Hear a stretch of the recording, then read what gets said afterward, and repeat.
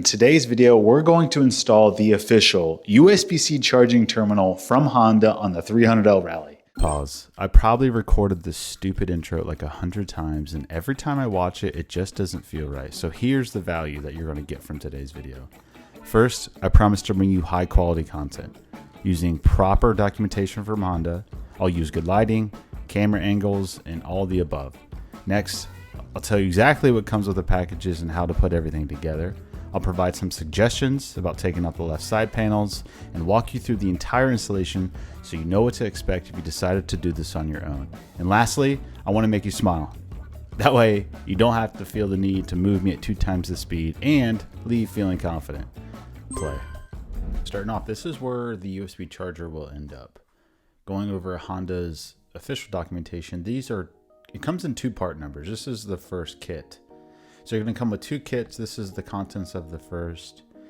I'll put the links in the description below, but you'll see this is the actual unit. This is the charger, the USB-C charging unit. This is the harness that it clips into and that wires into the wiring loom. These are 2 bolts, a cover. Also comes with a cap to cover up in case it rains. You got a harness clip and 2 zip ties. That's the contents of the first. The second here, the USB socket stay, as Honda calls it. You'll see it's a funny name, but it's a contraption that sort of mounts to the railing I showed you earlier. 2 collars and then the washers that the unit hole mounts into. This is the part of the video where I put all the pieces and parts together. If you're looking for something else, remember you can use the timestamps below to skip ahead. You could either skip ahead to the removal of the side panels or even the installation of the charger itself. But you can see I'm slipping the cover of the charger over the charging unit itself. It's kind of a bitch. You're just trying to create that waterproof seal. And the same thing happens when you're moving the charging unit inside of the harness.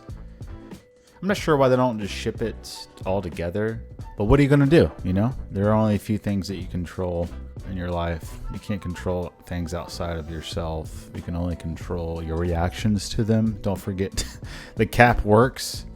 It's pretty cool. It slips right over. You're able to use it to seal off the charging unit itself without getting it wet.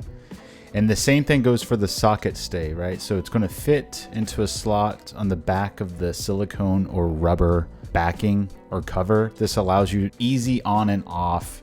It allows you to slip it on once the socket stay is mounted to the side of the display. The grommets are installed, and then don't forget the collars or the flange collars. Alrighty, moving on to the rear seat.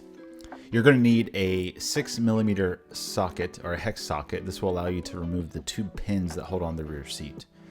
This allows us access into the rear seat and to remove the left side panels. You'll notice these 2 bolts specifically on the left side panels have these black plastic applicators on them. I'm not sure what they do. I know they serve a purpose, and this is just a reminder to you where they go. There are also 2 plastic push rivets that hold on the left side panels. This one here under the seat, and then there's also one near the front forks. And you may think that you don't need to take these side panels off, and that's valid. I think the same thing sometimes, but dude, I'm telling you, you can see the other applicator there. I'm telling you, get them off. It takes 15 minutes. It clears up the space to work, and it gives you a lot less stress and anxiety, at least for me. This is number 6. Number 7 here, and number 8 are going to be the ones that are a little different. This is a terrible focus here, but if you put them next up to the other ones, you'll notice that they're threaded a little different. So just keep that in mind. This is the 2nd push rivet. There might be a 3rd. I don't know. I could have broken one when I wrecked the bike. But once everything is done, you're able to remove the left side panel. This exposes the battery, which you can now disconnect, and then you have room to work. At last, we are at the installation part of the USB-C charger. The first is going to be the zip tie, and the zip tie is what holds that wire to the socket stay. Once you've done that, you're able to then clamp everything onto the location itself. I sped it up here for you, don't want to bore you, but Honda recommends that you run this down through and into the wiring loom. I found it pretty simple. You don't even need to follow the documentation, honestly, if you don't want to. But I thought it was interesting to sort of play around with and see where they wanted you to go. This is interesting. You might think I could not figure this out for the longest time, but literally all you have to do is push down at this end and it pops right off. So for those of you who may be a little clueless like me, that is what you do. It's pretty simple.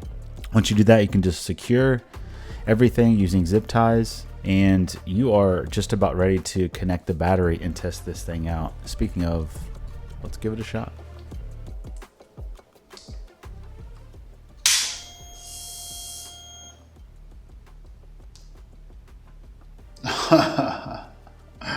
Yes.